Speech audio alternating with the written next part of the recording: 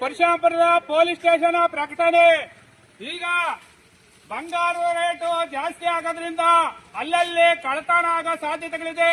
ನಿಮ್ಮ ಮನೆಯಲ್ಲಿ ಬಂಗಾರ ಇದ್ರೆ ಬ್ಯಾಂಕ್ನಲ್ಲಿ ಇಡಬೇಕು.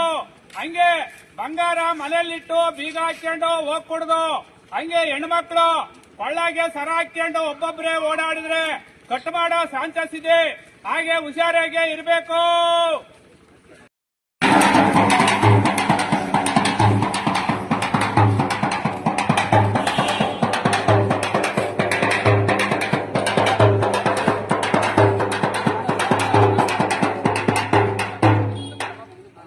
ಇದು ಪರಶುರಾಂಪುರದ ಪೊಲೀಸ್ ಸ್ಟೇಷನ್ ಪ್ರಕಟಣೆ.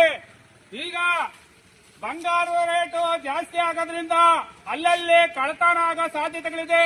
ನಿಮ್ಮ ಮನೆಯಲ್ಲಿ ಬಂಗಾರ ಇದ್ರೆ ಬ್ಯಾಂಕ್ನಲ್ಲಿ ಇಡಬೇಕು. ಹಂಗೆ ಬಂಗಾರ ಮನೆಯಲ್ಲಿಟ್ಟು ಬೀಗ ಹಾಕೊಂಡು ಹೋಗ್ಕೊಡುದು. ಹಂಗೆ ಹೆಣ್ಮಕ್ಳು ಕೊಳ್ಳಾಗೆ ಸರ ಹಾಕೊಂಡು ಒಬ್ಬೊಬ್ಬರೇ ಓಡಾಡಿದ್ರೆ ಕಟ್ ಮಾಡೋ ಚಾನ್ಸಸ್ ಇದೆ. ಹಾಗೆ ಹುಷಾರಾಗೆ ಇರಬೇಕು.